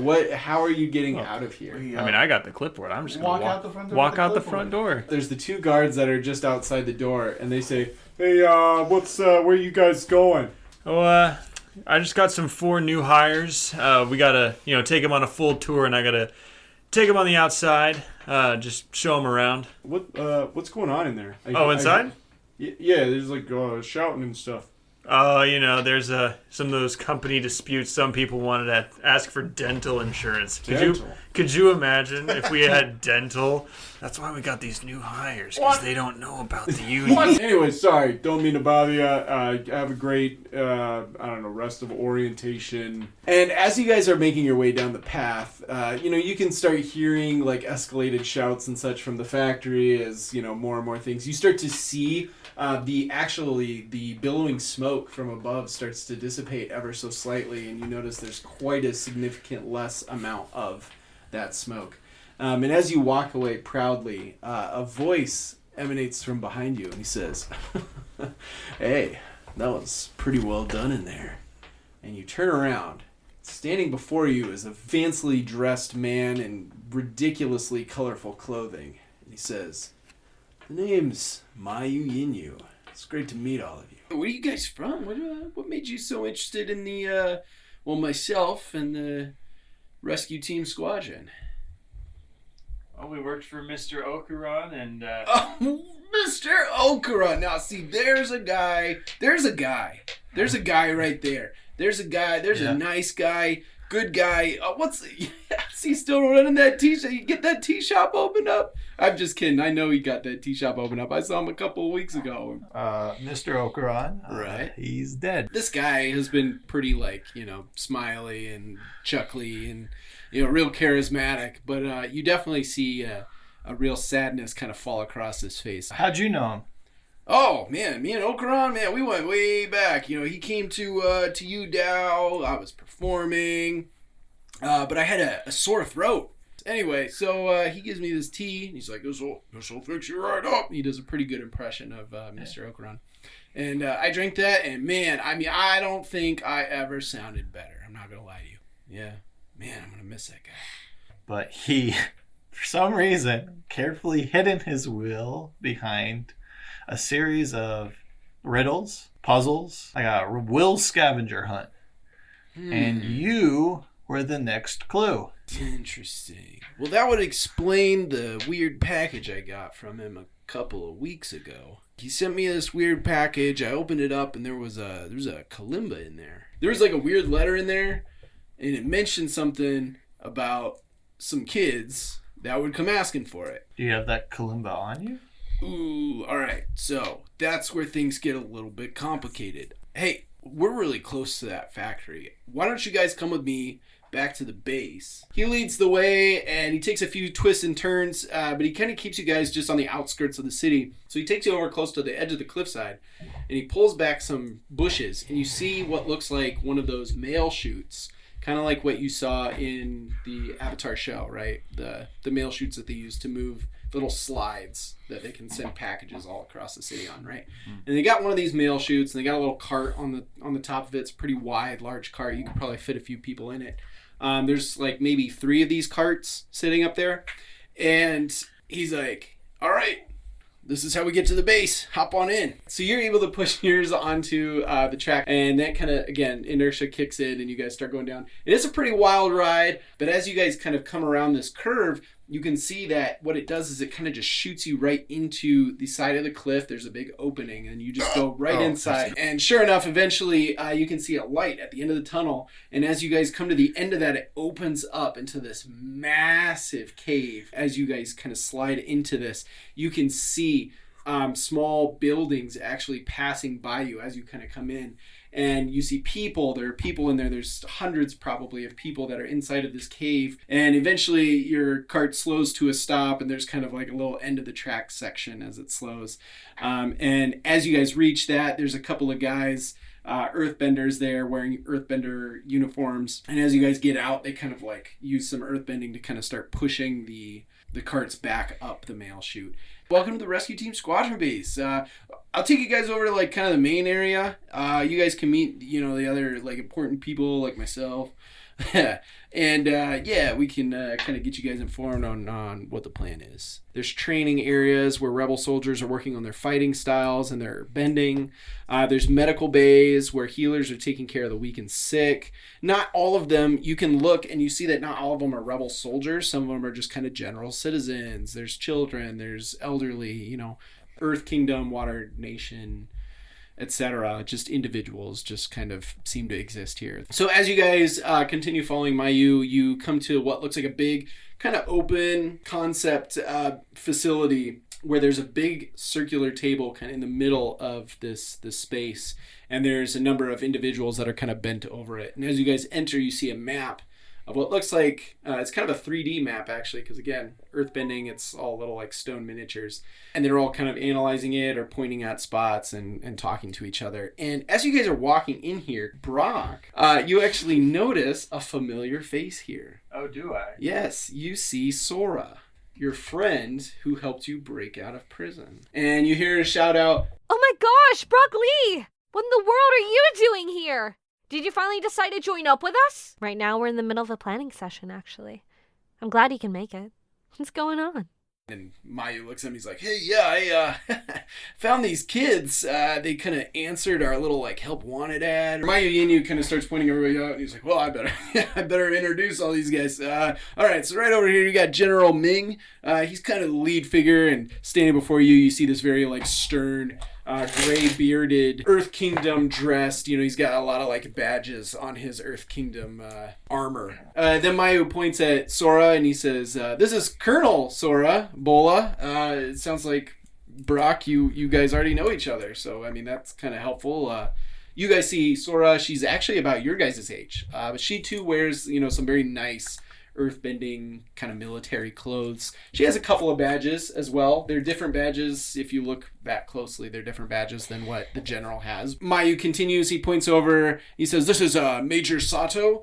And Sato is wearing a waterbender. He is also an older man, very thin, unshaven. He has these large, wide-brimmed glasses on, and he reaches up and he adjusts them with, one of his central fingers, like some sort of anime protagonist. He points over to the next person. He says, "This is Captain Lena." And you see a woman standing there, and she gives you all a smile, and she's like, "Hey, it's great to see you guys here. It's great to have some more people helping us out." She just seems like a bright person. The clothing she has on doesn't allude that she's part of any particular nation. It's sort of like gray colors. He continues. He says, "Over there we got Dr. Takahashi. He's our medic." And you see another man. He's just kind of standing at attention. He's just got a nice smile, but he seems very silent, and he just gives you a very kind nod. Next up we got Engineer Nakamura and Technician Kim. I mentioned them both together because, and they kind of like put their arms around each other and they wave. It's a nice couple. They're like maybe in their 40s, early 40s, because they're together. They're married. So yeah, Nakamura and Kim. And they're like, "Wow, it's so great. It's so great to have you guys here." Yes, it's always great to see you next generation taking part in what we do around here. And then of course we get back to myself, Mayu Yinyu. I'm kind of the voice. Some say the face of the rebellion. I lead a lot of like the protest stuff. Some of the more like, putting up posters that say, like, "Up yours to the Fire Nation," that kind of good stuff. Sora steps forward and she says, "So, a basic rundown of the current situation. This is actually our new permanent base that you're currently standing in. It's a lot better than our old base, which was actually above ground, and because of that fact, it didn't really work out too well. See, about a week ago, the Fire Nation actually caught onto our activities and discovered our base, so we had to flee down here. Which wasn't a huge issue, except for the fact that, in our hurry to leave the old base, we left some pretty important plans and documents behind. And if the Fire Nation gets their hands on them, we're going to be in hot water." Is that where our music box is? Mayu steps in. He's like, "Yes, that's where I left the kalimba." Everything that comes out of his mouth, I feel like, is a lie. Mayu Yinyu seems like a great guy to me, Mika. Well, you love everybody. She's got That's not true. Well, for one, the carnival owner, because he treated me like a garbage slave dog and a lot of words. Made me do all sorts of nasty stuff. I don't know. I just think you're not very trusting, Mika. Why would I be? The general continues. He says, "Yes, the specialist isn't expected until tomorrow morning, so we have a narrow window tonight to break into the facility." The specialist is a Fire Nation guy? Yes. Do you know who it is? Yes. Our sources tell us that they've called for none other than Wang Long. We've had dealings with him quite a few times. Actually, Sora, you're familiar with him. Know him. He was a guy Brock and I had to get through in order to escape that prison camp. You ran the prison camp, if I remember right. Well, last I heard of the guy, he was taking a bunch of weapons over to the Earth Kingdom to go destroy countrysides. So, timeline. You got this guy Wang Long, becomes some sort of big shot for whatever reason in the Fire Nation, has a bunch of big mass weapons of destruction built over the Fire Nation, brings them across the water into the Earth Nation, uses them to attack the village that Brock apparently lived at, turned it into a prison camp where Brock was held. We send Sora in to bust him out, and, well, I guess the rest is history. That's the biggest difficulty that we've been having with the Rescue Team Squadron is, he just keeps attacking these border cities, these small little cities out on the outskirts of the Earth Nation Kingdom, and, they just claim that, we're dealing with pirates, or we're doing this, or stopping criminals, or, so-and-so's a refugee from the Fire Nation mainland, and all this other stuff, and so, higher-ups in the Earth Kingdom just don't take it seriously. So we gotta move fast. Yes. Tonight. I'll go. You guys go. Mika, you hear a voice. No. As you turn around. No. And it simply says, "Mika." And you turn around, and none other than your dad. And he sees you, and his legs literally just like tremble and he just falls, like he just buckles. They can't keep him up anymore.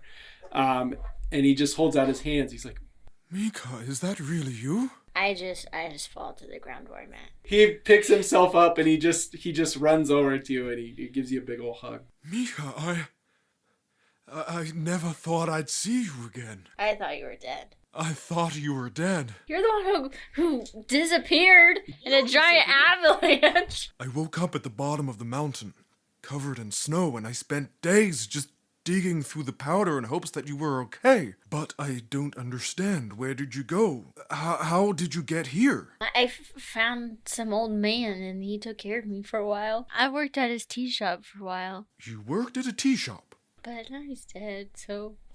Oh, I'm sorry to hear that. I wish I could have had the chance to thank him for taking care of you. You guys spend some time kind of sharing your stories up until this point, back and forth. He says, well, yeah, we were actually getting ready to head out. I wasn't sure if Mika was going to come with us. I mean, you'll still be here when we get back, so not to, like I said, pull her away while you guys are having such an important reunion, but...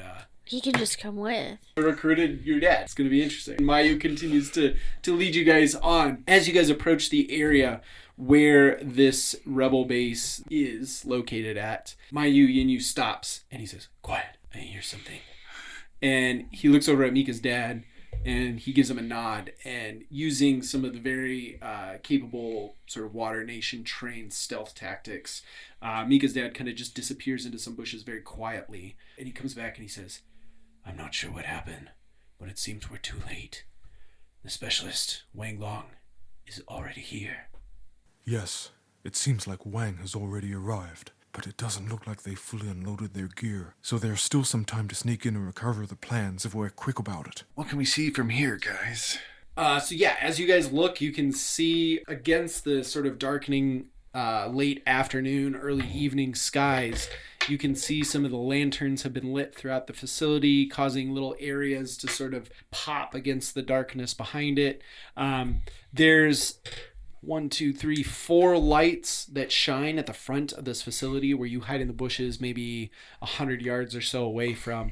And you can kind of peek through and see the various Fire Nation soldiers bringing crates and some other things over to the front. They seem to be kind of unpacking. That's where Mayu Yinyu kind of points these out, and he says that was kind of where a lot of the living areas were. There's a large building in the center. On the east, entire back end is like kind of the big main area.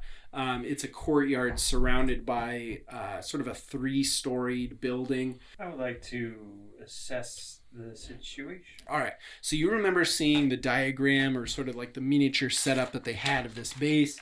You kind of start to like look over the base and you kind of associate like, oh yeah, okay, I see what they had back at the Rescue Team Squadron, you know, their big fancy table where they were talking about the plan. You can see how the building layout looks based on from memory. You remember that on the east and west side, all the way to the back, close to where the command center is, but not quite there. You remember there was sort of like living quarters or something along those lines in that like 3-story building that sort of surrounded this courtyard, and they had windows.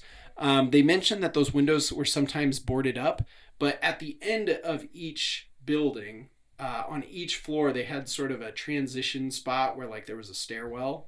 And the stairwell was an open concept. Mayu Yinyu turns to Mika's dad and he says, well, Mac Tuck, do you and I we could sneak around to the east side and the kids can sneak around to the west side, and that just increases the chances of, success. And of course, for all of us, you see a little bit of hesitation from Mac Tuck as he kind of looks over at Mika like, oh, I don't really want to separate from her, but I grab his hand. Give a little squeeze before he leaves me. He gives you a squeeze back and he gives you a nod and a smile, and he and Mayu Yinyu run off towards the eastern side of the building to try to get around and kind of take the same route that you guys are going to go through. I will attempt to take the rocks in Brock's rucksack and bend them onto the walls, so it's like rock climbing walls. So yes, you are able to make a sort of rock climbing wall. Whatever the case, you guys manage to get to the top, hop in through this old windowsill, And you enter into a very dark room. There's not a whole lot of light that comes through here.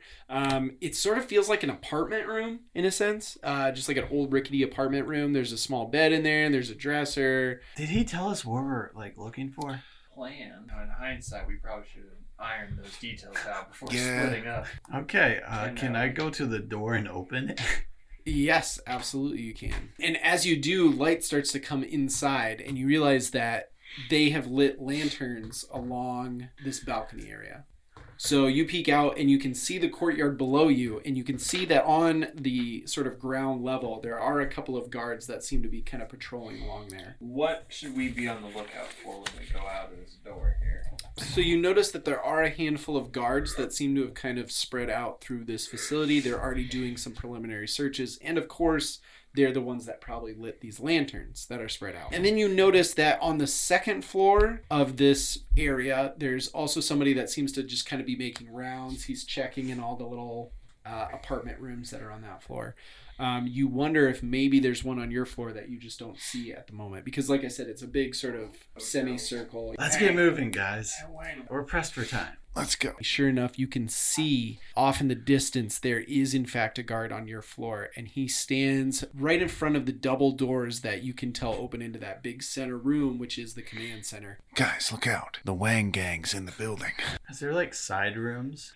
You find maybe 3 to 4 different rooms that all are unlocked and able to get into. That represents the bathroom. There one unlocked close by the guard? He'd be about 15 to 20 feet away from it. What is your plan here? Well, I want to make the water to come out of like the apartment door. So this guard feels like something is amiss. You know, he has to go check it out. He is standing there, he's waiting, and then all of a sudden he feels something touch his foot. He looks down and he sees that there's water that seems to be running up, and it's on his foot. And he thinks, oh, this is strange. And he looks over and he's following where the water's coming from, and he sees it going into, or rather, it's coming out of one of the apartment rooms. He goes to investigate it. He approaches one of the rooms. You guys are all maybe crouched into one of the open apartment rooms that Guo had discovered were unlocked. And you watch as he opens up the door to this room. He notices that it's locked, and so he shakes it a little bit, and he goes, oh, ugh, and he's not giving up. So he decides to kick it in. So it makes a loud crash as he does, a little bit of noise, but the door flings open. You hear another guard shout over, what's going on over there? And he looks out and he shouts back, no worries, I'm just investigating something and the door was locked. And you hear the guards shout back, oh, okay, no worries.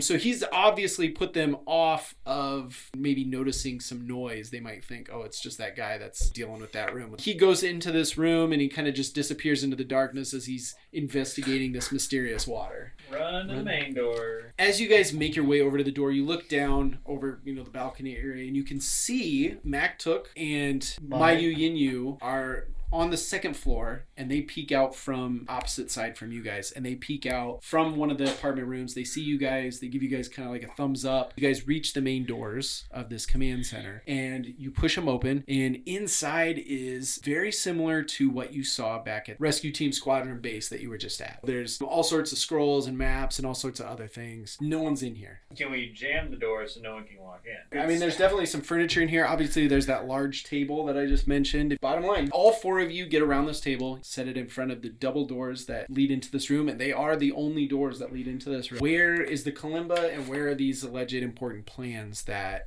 Mayu Yinyu is trying to find? Assess the situation. Yeah. You're kind of rummaging through some of these desks and drawers and such like that. You actually see it just sitting there on a chair in a corner of the room. Where can we find plans? You look around and you see like a variety of various scrolls and other documents and so on and so forth. It's really hard to tell which ones are plans and which ones could just be, who knows what. Is there, perchance, in this room, like one of those long tubes that you put papers in? I'm going to just start rolling up papers and just stuffing them inside the tube. I got an idea.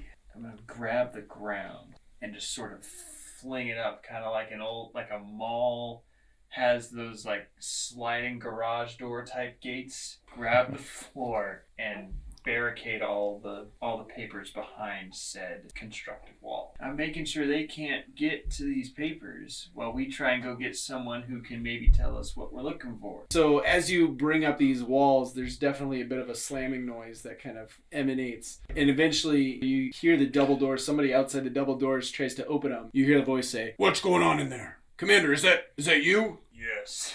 "Who is that? I don't recognize your voice." And you just, the slamming against the door gets more and more violent. And then eventually there's a crash as he sort of like punches through the door. And then all of a sudden he goes, wait a minute. Oh crap.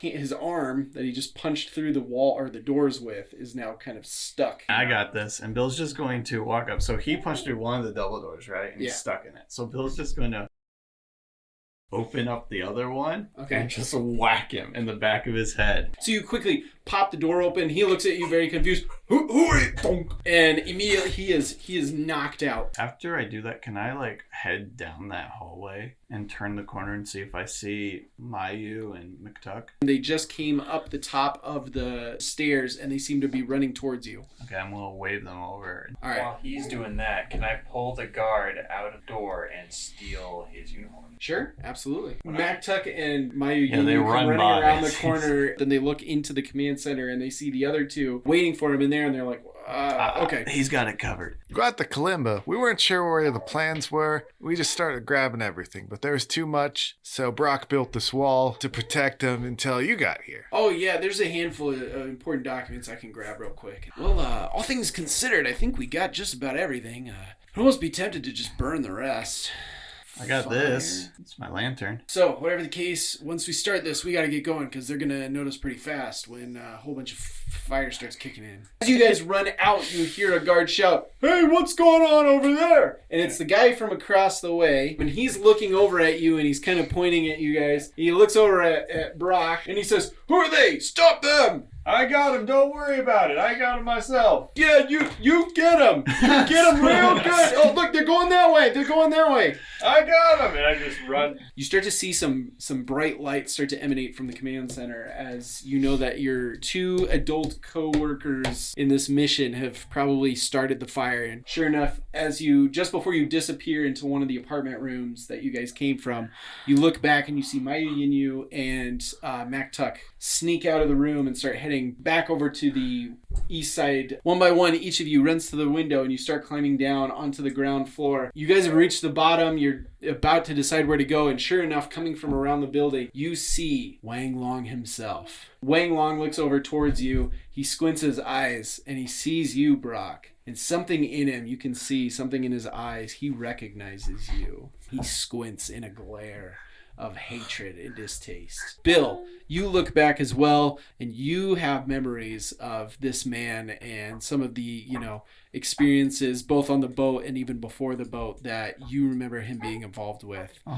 They all come flooding back into your mind as you start to race away around the corner of the building with your friends. You guys are able to escape into the darkness and eventually meet back up with Mayu Yinyu and McTuck as you all as a group head back towards the slide that'll take you back to the Rescue Team Squadron. You guys arrive back at the Rescue Team Squadron base, short of breath, partially from, running all this way and also from the big slide, exciting slide that you got to take for a second time. You're awarded with some medals of your bravery.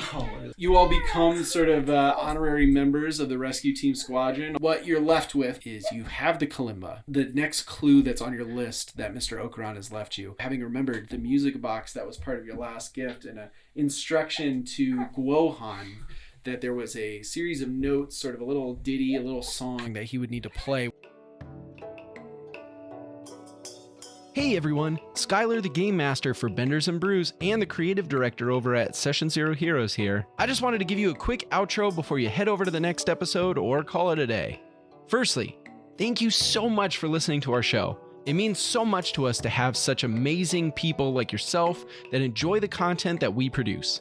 Without you, there really wouldn't be much point in all the work that we put into recording, editing, and sharing our TTRPG sessions with all of you. With that being said, we would love it if you would throw some love our way and drop us a review or a rating or whatever it is called wherever you're listening to the show, based on whatever platform that allows you to leave reviews and leave recommendations. It means a lot to us to get to hear why you love the show we make, and it also helps the show reach other listeners as well, allowing us to grow our community. So, if you're feeling especially generous, you could even go as far as to share our show to your friends and family who also enjoy TTRPG actual play podcasts. It's really expensive for us to be able to advertise, and we don't do much of it, so it's a lot more help to have you guys share it with people that you know will enjoy it, and then they can join in the community that we're creating. That would make you a Session Zero hero yourself. And additionally, we'd love to have you stop by on one of our various social platforms and interact with the channel there. You can find Session Zero Heroes on Facebook, X, Instagram, and Discord. We post all sorts of updates, clips, and even the occasional behind-the-scenes look at what we're up to. And if you're ever looking for information on SZH, or you don't use a podcast streaming site but you want to listen to our shows, you can do so by checking out our website at sessionzeroheroes.com. And while you're there, you can find out about the cast and the crew that make our show and provide the players' voices in all of our various series. And if you're feeling especially cheeky, you can check out our merch store, where we have a ton of designs and products to choose from, all of which help us pay the bills and keep the lights on. So once again, thank you all so much for listening, and remember to stay curious, stay heroic, until we roll again.